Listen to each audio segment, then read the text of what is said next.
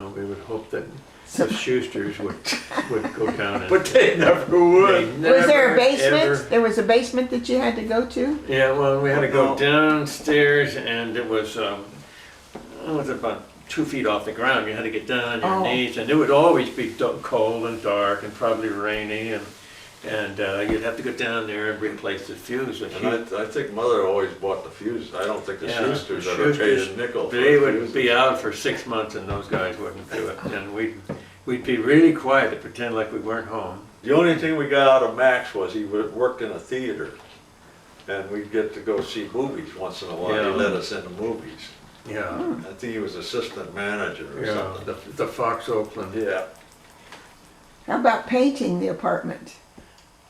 Yeah, we did a lot of painting. That's what I thought. Yeah, the people that owned the place wouldn't lift a finger to fix it because they only charged $35 a month, and we got 7 rooms for that. So we weren't complaining. The Schusters tried to complain because they didn't understand the economy, you know, and how much of a good deal it was, even in those days, $35 a month. Did you have your own room? I don't think we ever did we? You and I were in the same room. We had a room. The place had a lot of rooms, but a lot of them were rooms that would be like sitting rooms, and you know, this was not set up for bedrooms. As a matter of fact, there were 2 rooms in the very front that were not really bedrooms either, but That's they where were. Mother slept.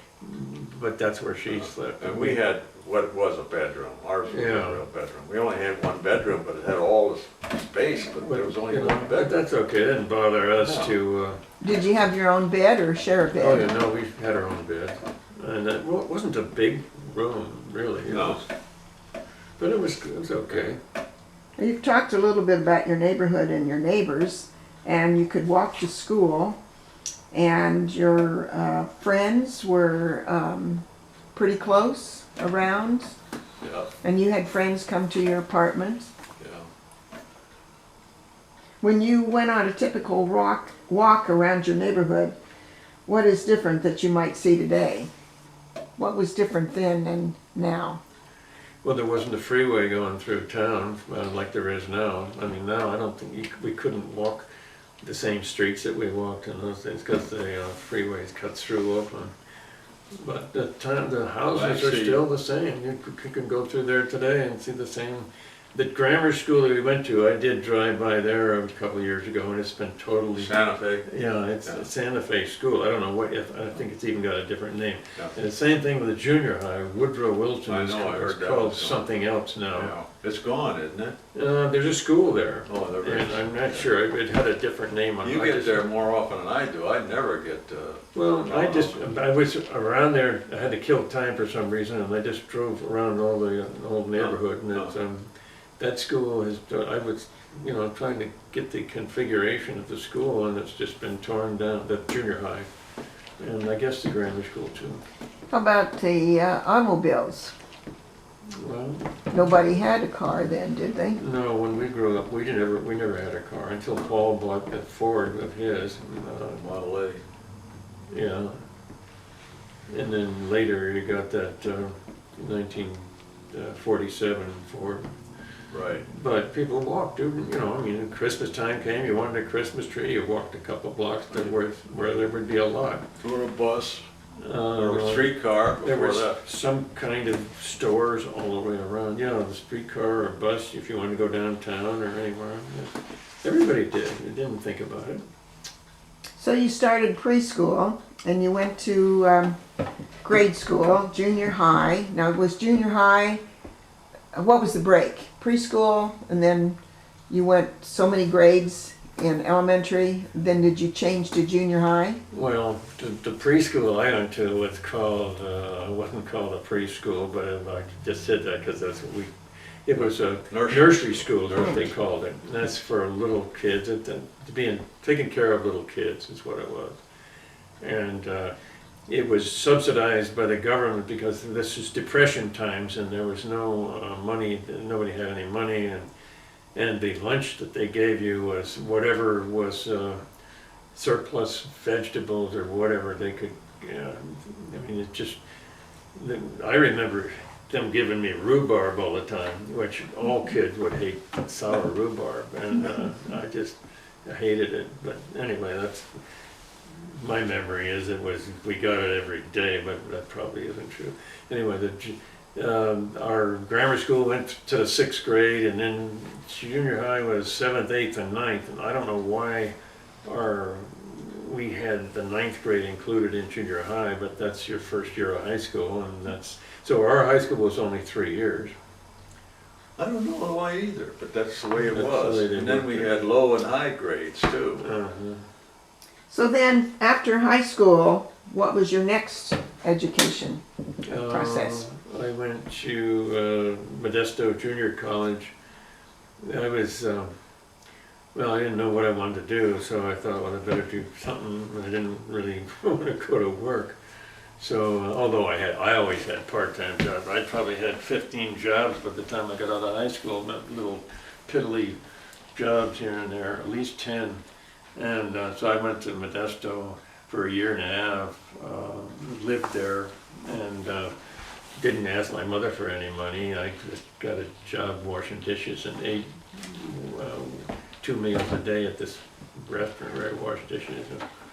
You know, I got by. How did you choose Modesto? My friend Vern, he wanted to go there because it was a baseball school, and they had good, you know, it was a place to go for him. And there were no community colleges or junior colleges in Alameda County. In those days, that was free. A 2-year school like that was absolutely free, and you just went.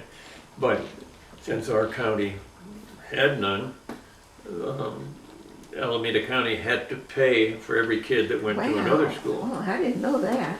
So they were billed by, you know, the people at Modesto to pay for somebody like me that wanted to go there. So what were your living accommodations there? Vern and I lived in this trailer. They had a bunch of little small trailers that were put in during the war. And this was nearly not that many years after the war. This was 1951, and the war ended in 45. So, I mean, they still had all these trailers. And they rented for $10 a month, but for every person that was in it. So, you know, he made some deal with them. He didn't pay for his, and I didn't know how well, because he was playing baseball, and there was no, I was gonna play football the next season, but, which I did, but at the time we got there, I wasn't playing any sports or anything.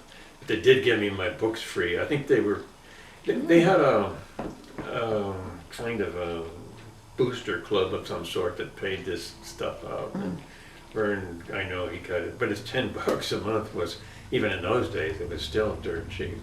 But the second semester I went there, after the summer, they had done away with those trailers. They were a real eyesore, but they were good. Were they on the school grounds? Yeah, they were right on the school grounds. Oh.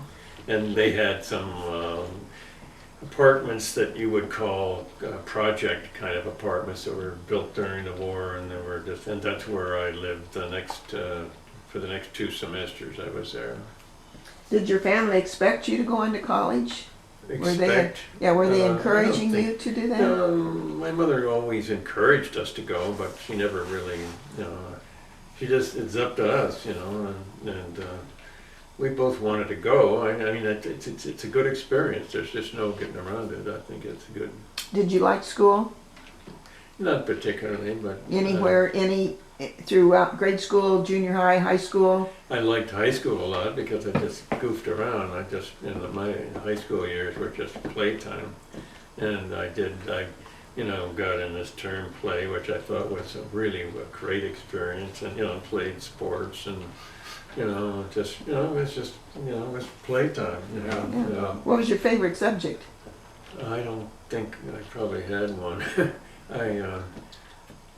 I wasn't challenged mentally in high school. Were you? Maybe you took tougher courses than I did. I took college preparatory. Well, I didn't take college preparatory courses. Whether or not I really got anything from it, I guess I did. I don't know. I could have, I'm like you, I was having fun too.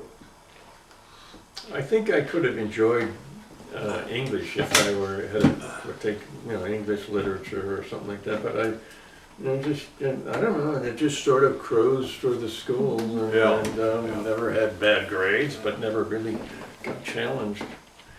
So you did play sports in high school? Yeah.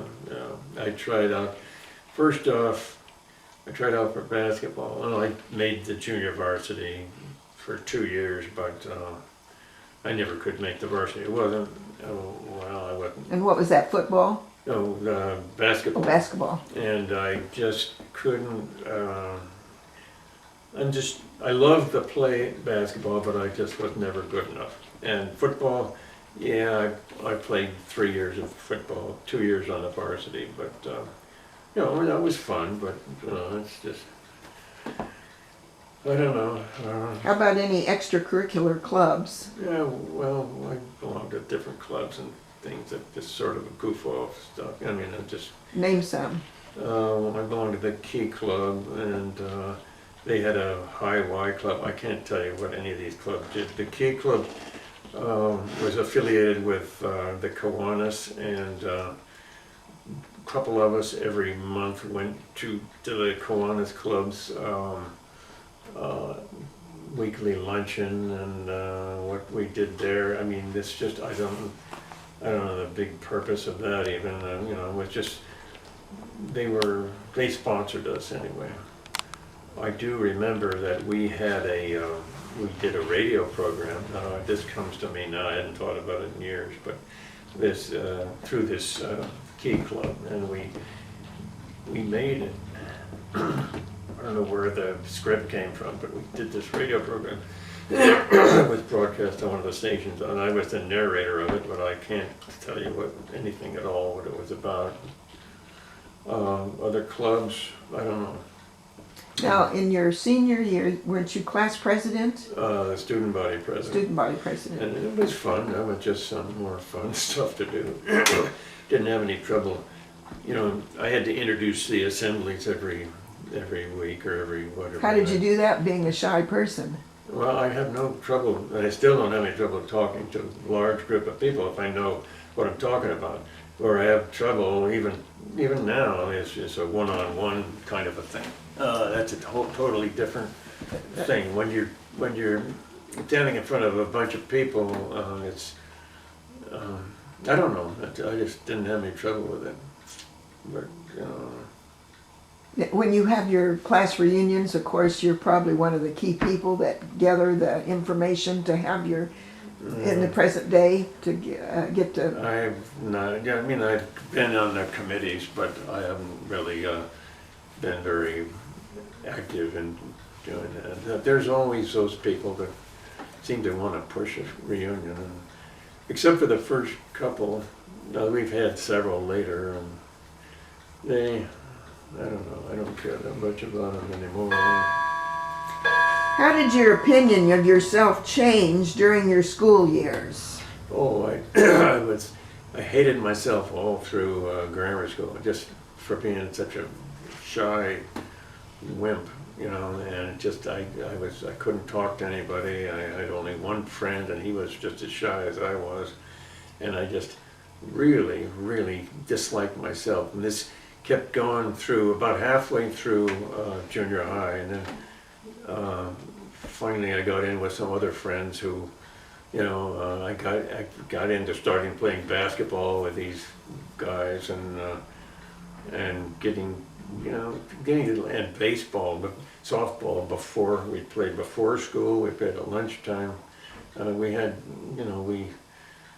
I just got some friends, and I got to liking myself. And by the time I got out of high school, I had no problem with hating myself or anything. I knew from that point on that I had some kind of value. I just hated this business of being So what do you shy. think helped you get through that? How did you change? I don't know. I must have had to do it myself, because I remember telling myself I will not be this shy person that I've been. I cannot do it. in my first, as soon as I got to Tech High, I remember being in this sophomore glee class, and I said, there's this blonde girl, and I'm going to ask her out, we're gonna go somewhere, and I'm gonna do it. Well, I said that the first week there, and it was around Christmas time when I finally had up enough nerve. But I did ask her out, and we went out several times. Yeah. You Who know, was and, that? her name was, wait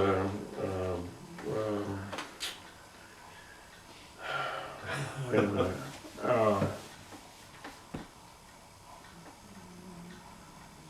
Well, maybe it'll I come don't know. in the I next. can't think Who of was it. your best friend? Junior high, Don Nordstrom was my best friend, and he was one of the guys who was instrumental, and he was so adult in the 8th grade. He was not like any kid. He didn't have any child mannerisms or anything. He was an adult, and he kind of, maybe I copied him, I don't know, but Vern Kilberg was my best friend in grammar school, in high school. But Nordstrom kind of went his own way. He found a girlfriend and ended up marrying her, and so. Are you still close with either one of those people Vern, today? I'm not close to him, but I call him every once in a while. Yeah. During your school years, who, if anyone, did you look to for guidance and advice? And how did that person positively affect your life? I don't think I would have asked anybody for advice. Or even, I just didn't have any way of, of asking anyone for advice or taking it. How about your aunts or your grandmother? I just wouldn't, I don't think I wanted to open up to anybody about I never would say, I'm really shy, what am I gonna do? I wouldn't even admit it.